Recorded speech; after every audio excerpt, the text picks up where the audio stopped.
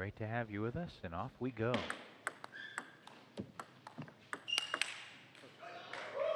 Second straight day that Joao Monteiro tangles with another lefty.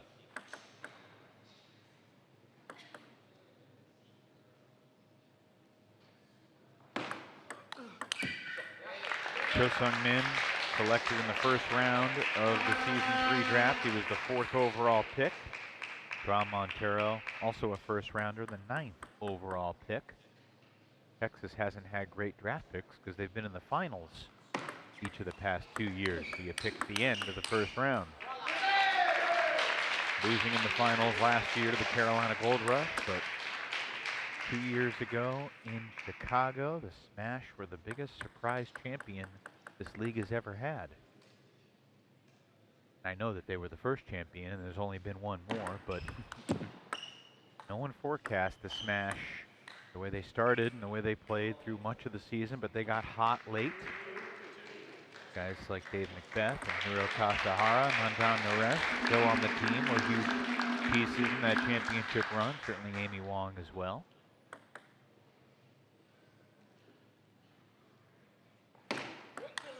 Princeton had a similar story going into that championship match, if you remember, because they were at the bottom of the East most of the first half of that first season, rallied, fought their way into the playoffs, and then shocked the Bay Area Blasters in the semis.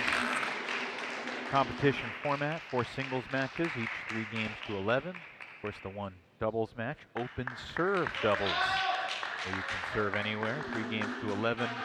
Each game worth 1 point in the full season standings. And the golden game counts for 6 points in the standings. The race to 21, where 5 players per side switch on multiples of 4 points.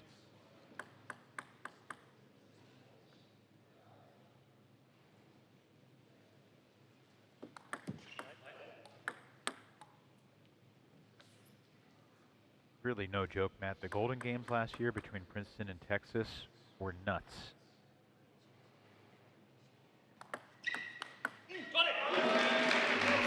Inside out angle there from the middle of the table. One of those golden games ended on the ultimate golden point.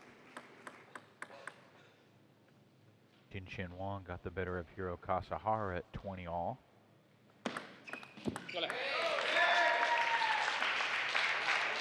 The other golden games were 21-19 and 21-18. And the biggest win, 21-18, came in a match that Texas still lost. They're the only team in MLTT history. Nice job there going wide from Monteiro.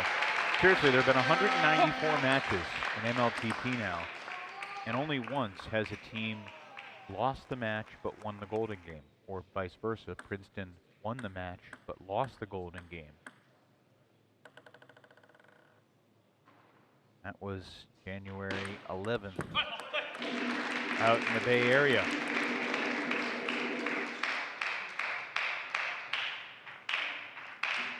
What has stood out to you from the first 10 points? Pretty short rallies so far. Both players focus on position.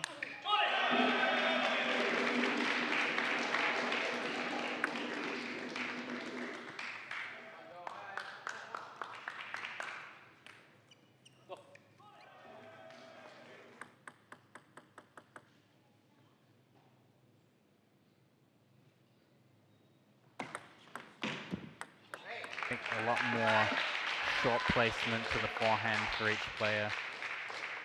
Much less open game than Monteiro had with Kokiniwa. Of course, Monteiro needs to shut down the power game from Seungmin, so both players can play much tighter and close to the net.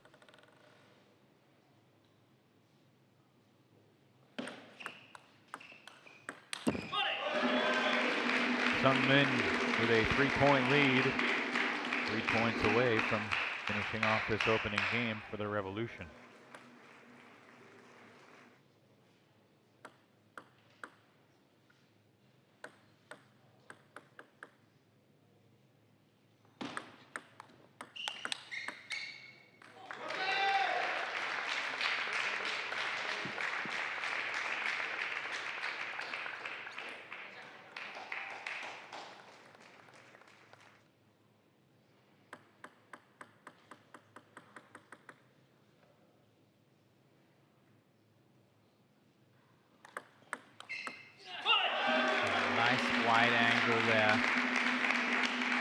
from Cho.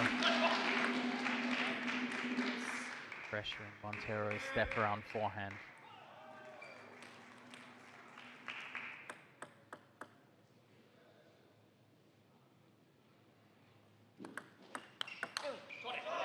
Great serve receive. Sets up 5 game points. A very quiet Chole from Cho Seungmin.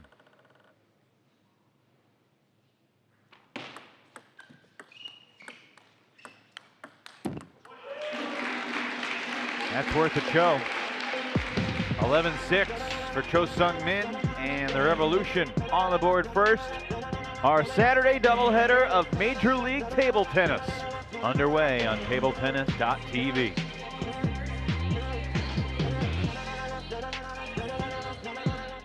Paddlers are already midway through their season. They've played 9 matches. Net ball frustration growing from Monteiro.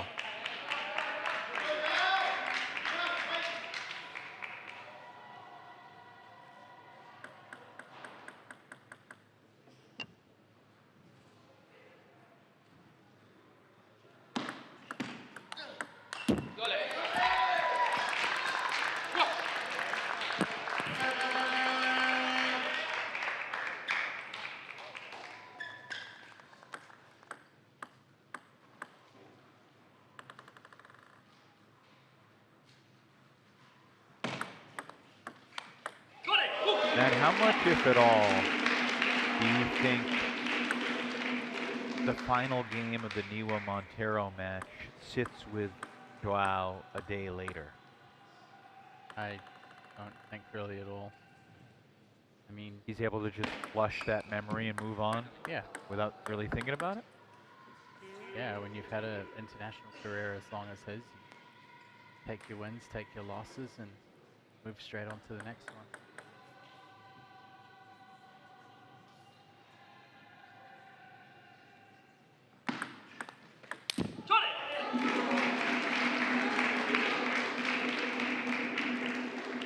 I definitely think the style matchup against Koki was better for Monteiro. What's that? Well, Kokini was a little bit softer, and so Monteiro was able to kind of ease his way into the rally and then just build up from there. Whereas Cho Seungmin's a little bit more aggressive earlier in the point. Monteiro getting a little bit unlucky in a couple of situations here in the second. Big backhand from him.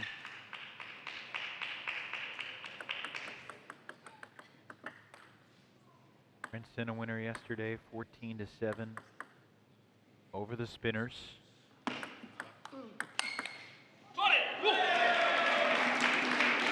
Cho Seungmin really changed that match in the Golden Game. It looked like LA was in control, and then Cho got a golden sweep over Cole, and it really shifted everything. Princeton won that Golden Game 21-19. Yeah, they're up 8-7 going into the Golden Game. Super small margins. They win the Golden Game by 2. You win the match 14-7, but 14-7 in MLTT means it was usually a pretty close match.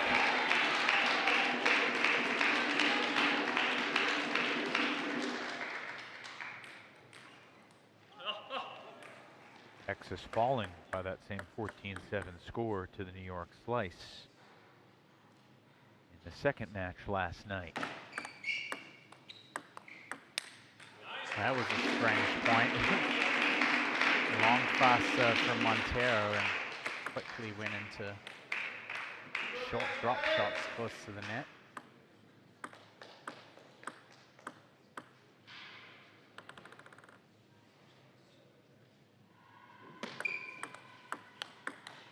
And again, Cho Seungmin making good use of that inside out backhand in the middle to get it out wide to the forehand corner of Monteiro.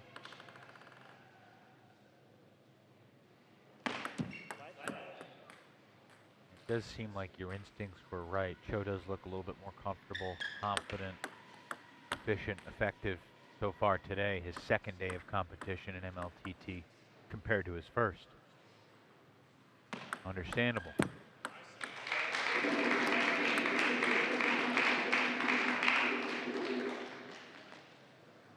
9-3 lead as Monteiro kind of half-heartedly goes to the towel.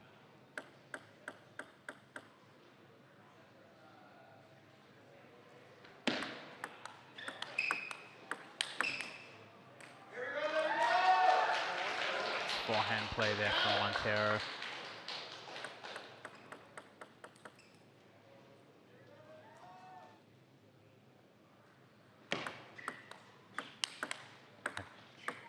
Follow up. Oh, he gets right out of that one by Joao.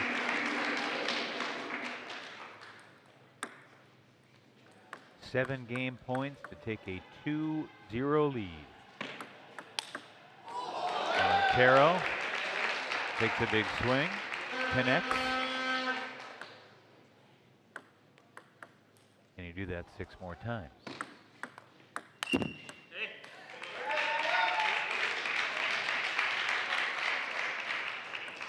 he can hold his serve here, there'll be some real pressure on Joao at 10-8.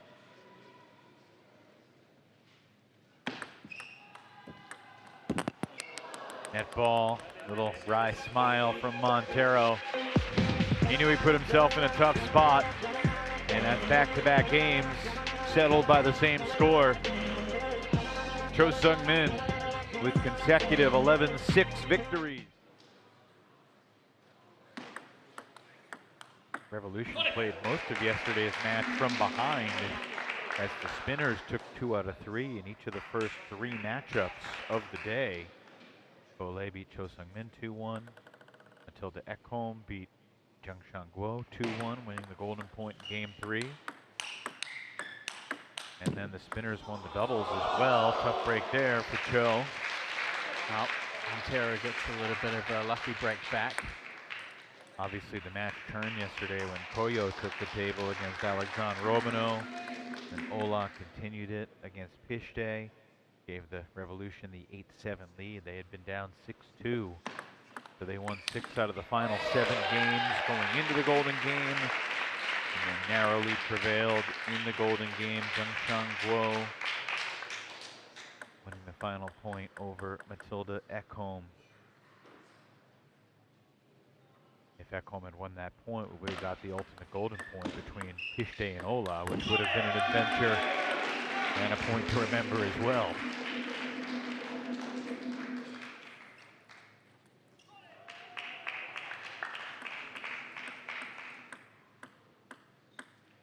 We have only seen 2 ultimate golden points in the first 26 matches in Season 3 of Major League Table Tennis. Both of them involve the Florida Crocs.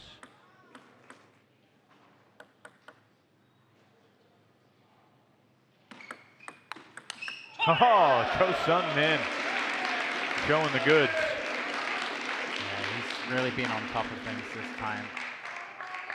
I think also his short game and his first attack out of the short game when Monteiro's played half long or long has been really solid throughout this match.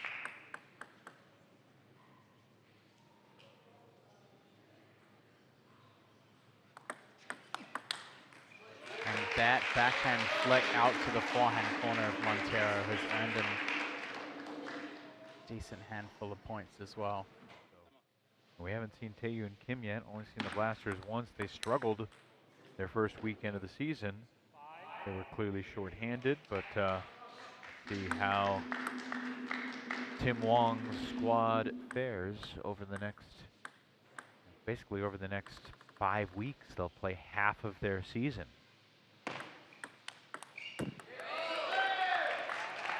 It's not an unbalanced schedule from the perspective of every team still plays 18 matches. Every team plays each of the other 9 opponents 2 times, so that's very balanced.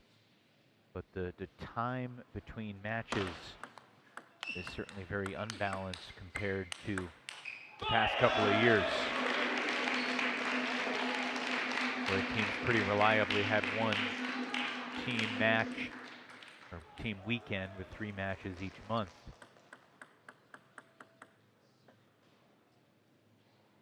Season began in early September.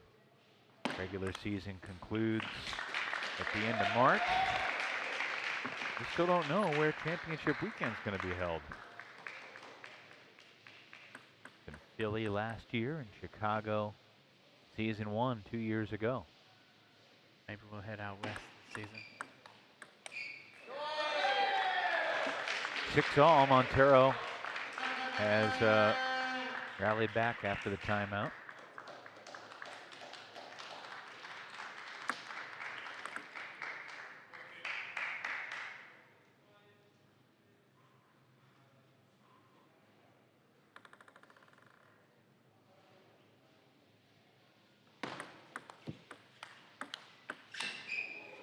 Nice change in placement there from Monteiro. Forehand corner and then cross to the backhand corner.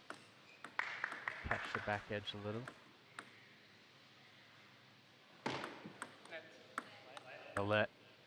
Now, one thing I mentioned yesterday, entering the day yesterday, through the first 4 weekends of season 3, we had seen exactly 50-50 between players splitting the first 2 games and one player taking the first 2 games of a 3-game match. Yesterday, 8 of the 10 matches, including the doubles, were tied 1-1 through 2.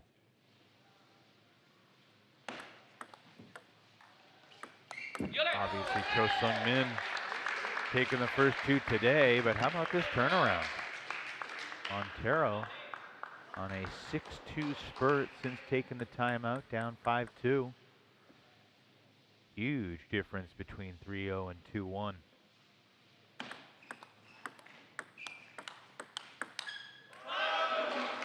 Joao's backhand flick over the table has been pretty reliable throughout the match, but Monteiro's done a better job of just getting ahead of the flick and being a bit more assertive. That's nicely done. This has really good ability to change the placement right on the contact. Now you can see Monteiro leaning to his right, comes back to his left, no chance.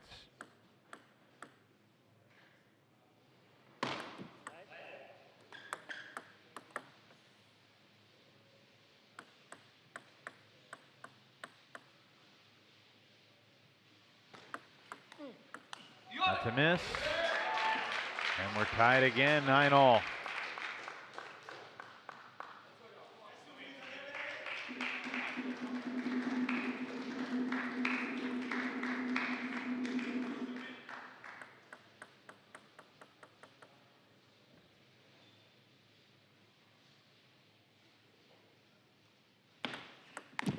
Missed the return, and Monteiro's got himself a game point.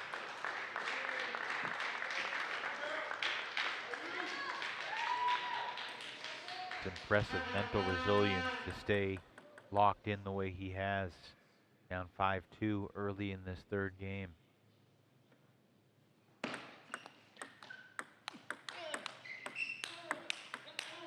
And he gets game 3. Great finish from Monteiro. If this match was best of 5, you might like his chances. Seungmin takes 2 out of 3, but Monteiro delivers the final punch. And it's 2-1 Princeton. Only had one 3-0 sweep in 10 matches yesterday.